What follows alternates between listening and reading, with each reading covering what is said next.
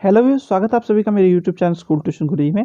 आज हम बात करेंगे वर्कशीट 29 की, जो कि 29 जनवरी की जारी की है। क्लास 7 की साइंस सब्जेक्ट से रिलेटेड वर्कशीट है। यहाँ बच्चे अपना नाम लिखेंगे और यहाँ अपने क्लास टीचर का नाम लिखेंगे। बच्चों, आज हम पढ़ रहे हैं चैप्टर साइड लाइट, और आज उसमें हम पढ़ेंगे प्लेइंग विद स्पेरिकल मिरर के बारे में।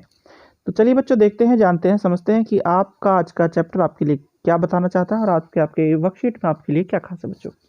तो चलिए शुरू करते हैं आज की वर्कशीट लाइट और प्लेइंग विद स्पेरिकल मिरर्स। तो पहली चीज तो बच्चों ये जो कहना चाहता है वो ये कहना चाहता है कि जब आप कभी स्टेनलेस स्टील की प्लेट या स्टील की स्पून को देखते हैं तो आपने देखा होगा उस पर आपको अपनी इमेज देखने को मिलती है।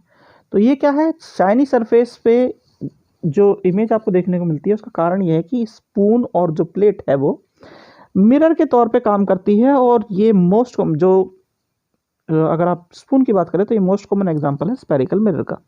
अब स्पेरिकल मिरर जो है रिफ्लेक्टिंग सरफेस की तरह से काम कर रही है, ये जो स्पून है उस केस में।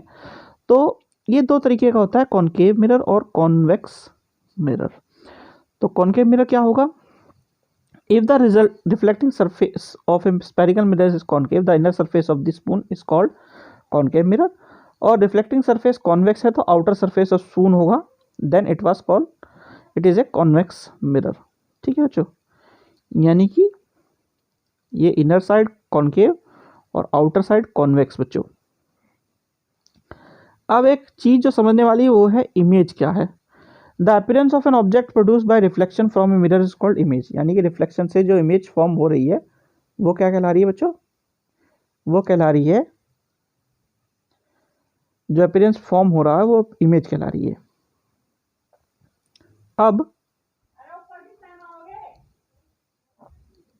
images formed by spherical mirror, an image formed on a screen is called real image. The image formed by a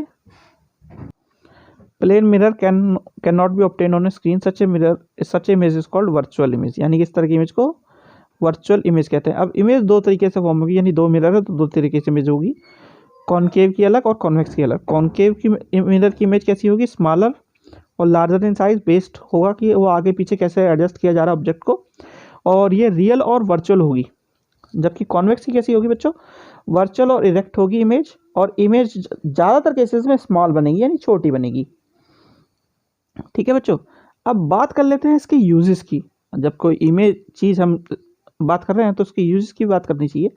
तो कॉनकेव मिरर कहाँ यूज़ होता है, कॉनकेव मिरर डेंटिस्ट यूज़ करता है इन लार्ज इमेज टीथ की प्राप्त करने के लिए। टॉर्च में रिफ्लेक्टर के तौर पे यूज़ होता है, हेडलाइट के तौर पे यूज़ होता है हमारे व्हीकल्स में, स्कूटर्स में, क्योंकि ये कॉन्केव शेप की होती है। और कॉन्वेक्स मिरर जो है यूज़ होता है वो साइड मिरर में या रेयर व्यू मिरर में, ताकि हमें पीछे से आने वाले जो ऑब्जेक्ट्स हैं उनके बारे में पता चल सके बच्चों। अब बात कर लेते हैं क्वेश्चंस की। तो पहला क्वेश्चन है, which surface of stainless steel spoon act as concave mirror and convex mirror. तो इंटरनल इनसाइड ऑफ स्पून जो है वो कॉनकेव और आउटसाइड ऑफ स्पून कहलाता है कॉन्वेक्स मिरर बच्चों। चलिए क्वेश्चन नंबर 2 देखते हैं। क्वेश्चन नंबर 2 है, right any two properties of an image form by convex mirror. तो कॉन्वेक्स मिरर से जो इमेज फॉर्म हो रही है उसकी दो प्रॉपर्टीज हैं, वर्चुअल और इरेक्ट होगी इमेज, और जो इमेज फॉर्म होगी वो हर बार स्मॉल होगी। फिर है, right any two uses of concave mirrors.